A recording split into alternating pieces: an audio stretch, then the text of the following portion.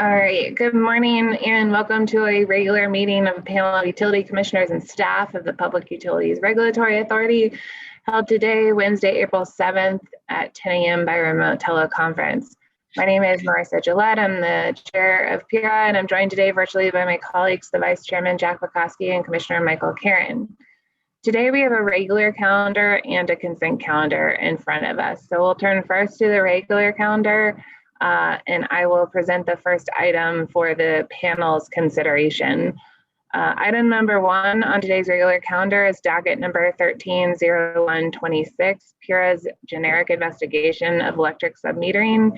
What I'm offering to the panel for the panel's consideration today is a reopening decision. Specifically, the original docket, which has received a decision, was open, or the original decision was issued on August 6th of 2014. As part of that docket, the authority developed an application for submetering electricity at specific locations. The decision also outlined an approval process, expanded consumer protections, and listed requirements to submeter electricity at facilities where on-site generation is not installed. There was an additional decision in the same docket in July of 2015 in which the authority established the maximum rate that submetering customers and landlords may charge tenants for renewable distributed generation supply. Fast forward to this year, in mid-March, the authority's Office of Education, Outreach, and Enforcement, or EOE, filed a motion in the underlying docket petitioning the authority to reopen the proceeding for the overall purpose of improving the authority's electric submetering application and oversight processes, including consideration of the implementation of improvements that have been identified, such as to include application updates for best practices, clarification of billing formulas, and other matters. So pursuant to sections 16-9 and 16-19 FF of the General Statutes of Connecticut, I'm recommending that the authority reopen the instant proceeding for the purpose stated previously so that the authority's Office of Education, Outreach, and Enforcement can conduct a reopening investigation to review the application and associated processes. So I'd seek a motion to approve the reopening decision, please. I move adoption, Madam Chairman.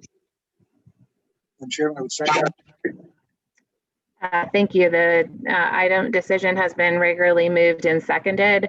Seeing no question or comment, Mr. Bumpin, please take the roll. Chairman Gillette? Yes. Vice Chairman Bukowski? Yes. Commissioner Karen? Yes. All right, that item has been adopted. So we'll turn to item number 2 on today's regular calendar. Docket number 20-03-14, PURA's investigation of utility pole owners' compliance with orders related to pole attachments. I will present today's decision for the panel's consideration.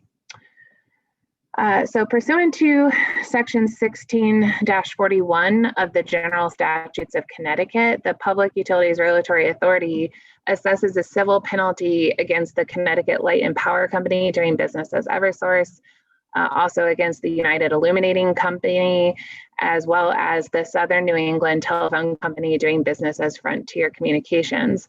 The assessed civil penalties represent fines for violations of order number 4 in the authority's decision dated April 30th, 2008, and docket number 07-02-13, also known as the Make Ready decision.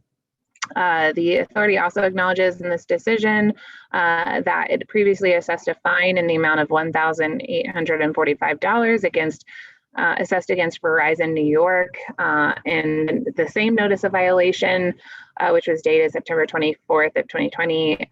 However, Verizon has satisfied that assessment.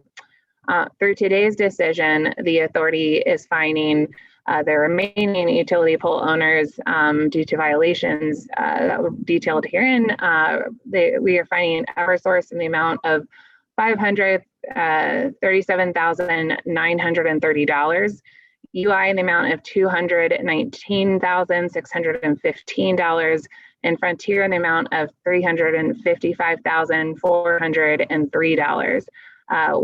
The authority does not exercise its discretion to order a stay or tolling of the fines, nor any relief that has been requested from the imposition of those fines.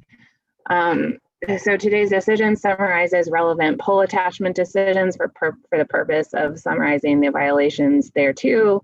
Some of those relevant decisions include the previously referenced Make Ready decision from docket number 070213. And it also summarizes the authority's September 24th, 2020 notice of violation and assessment of civil penalty. The authority initiated this docket, including the notice of violation, on our own motion last March to assess whether the poll owners have complied with authority orders relating to poll attachments.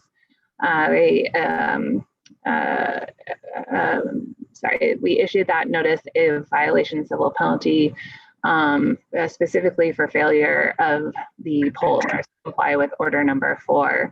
The decision today also details the compliance or lack thereof with order number 4 of the Make Ready decision as of April 1st, 2020.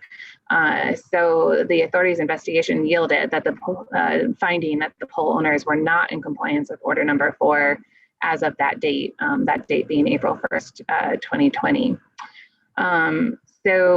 Additionally, the authority provides analysis in the decision that presents the fine and the calculations thereto, and how that has been calculated for jointly owned polls for Frontier, and also summarizes the number of solely owned and jointly owned polls that are delayed, and the timeline for those delays.